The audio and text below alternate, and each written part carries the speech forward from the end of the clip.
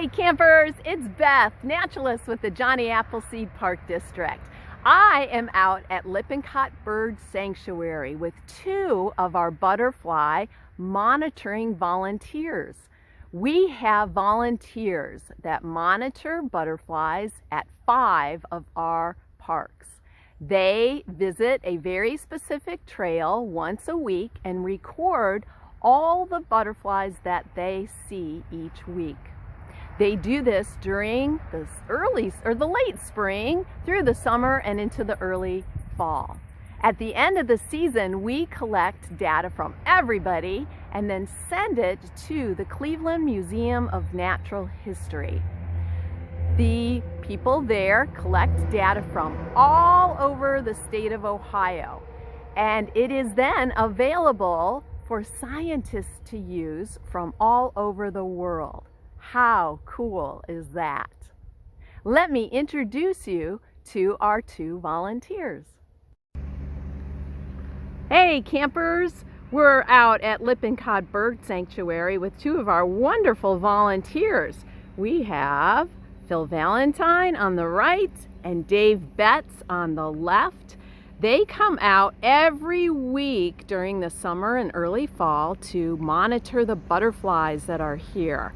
Can you tell us a little bit about the butterfly monitoring program? Yes, we do this so that we get a population change, and depending on maybe use of pesticides. So we want to know whether the numbers are increasing or decreasing, because we want to protect them for you to see and enjoy, and your kids to see and enjoy. We go out in teams of 2. We use a chart. We record the number we find. We record the kind of butterfly it is, such as a swallowtail or a pearl crescent, what have you. And we record the numbers. We also record what plants they're on, so we know what they're feeding on. And then we walk the trails. One of us, usually Dave, will take care of all the numbers on the chart, and I walk along with a net and call what we see out, and he records it. When we walk through it's called a transit or trail, and they're divided up into different segments, and each segment is recorded differently because of the habitat. So if we go in through a woods, that's a different habitat than you see out here that's a prairie.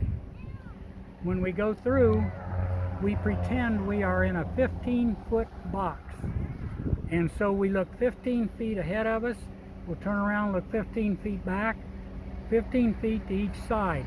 If it's not in that imaginary box, we can't count it. The purpose of a lot of that is, when you're out looking for butterflies, you're going to look for the big guys, the swallowtails, the monarchs, and all that. If we didn't have the boundaries, all you would see way off in the distance would be a big butterfly. But 75% of your butterflies are wee little things that are around your feet. So if you have to stay within a 15-foot box, you're going to see all those little guys around your feet.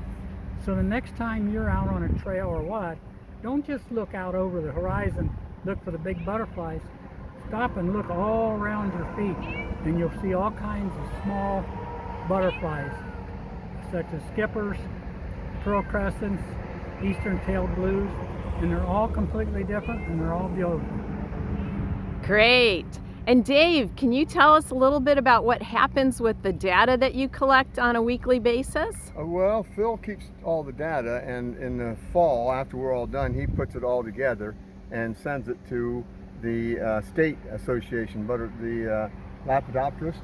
No, it goes to Cleveland Museum of Natural History. Okay, and they keep track of all that. But Phil does a chart also on it, and just like today, we found close to 100 butterflies, starting with about 80 pearl crescents. Those are the little ones that's on the clover and all over. But the best one we found today was a giant swallowtail, which is the first time we've got one of those in this park. That's great. That's great. Now, Phil, I noticed that your net seems to be a really long. We put a nice insect collecting net in the camp kits for our campers this week.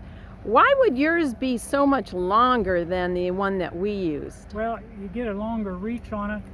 It folds up so that you can handle it. But if you want to reach over, remember you got to stay within the 15-foot box. You can reach most of them that way. One thing you always make sure if you do get a net, the net is twice as long as the hoop. So this hoop is this size, and you need to see the net is twice as long. That's so when you're swiping for a butterfly, you can swipe and turn it over, and you got the butterfly trapped in there. Oh, that's interesting. And then the other thing is to get him out, a lot of nets you can't see through. Make sure you can see through that so that you can get a hold of the butterfly and go in and get him out, so you can observe him and record him. And he will reach down in that net and put the butterfly in a plastic box like that. Okay. And that way you can identify them, really look them over real close. And you don't want to touch the butterfly. They're made up of thousands of scales on the wings, and when you touch them, you rub those scales off, and they need those for flight and color detection for defense. Oh, that's good to know, not to actually touch the butterflies. Try not to touch them. And Dave, you mentioned that you caught over 100 butterflies today. Did you actually catch those, or did you just see them? We saw them. We observed them. Now, if there's one that looks that we can't identify, we'll try to catch that one. If we see one that we really don't know what it is, Phil tries to catch that, so and then we put it in that little plastic box and identify it. We try to. We've done it so many years, we can observe most of them, but if we don't really know, we have to catch it, because you can't just guess at it. You have to have a name for it, and so you maybe have to look at it more closely. And on your recording chart, you record, see that, you record in one column where you put an O for observation or an N for a net, so that, and especially if you send this in to the Cleveland Museum of Natural History and you put down an observe, and it's a brand new species, especially for our area, that hasn't been found in Allen County, they probably won't count it because you didn't net it and positively identify it. So it has to be positively identified. Okay. Well, you know, this is a fantastic way of keeping track of the different animal and plant species that we have within our park district, and we sure couldn't do this without our wonderful volunteers. So Phil and Dave, thank you so much for all the work that you do to help us with our programs here at the Park District. We get our exercise that way. All right, thank you so much. Yep. Bye. Bye. So for any of our adult campers, we have a variety of monitoring programs here at the Park District. We rely on volunteers to do this because I know our staff can't take care of all of the data collection. We always train our volunteers and don't expect you to just go out and do it. So if you have any interest in helping with monitoring any of the species, animals, and plants within our park district, please give us a call. Thanks. Bye.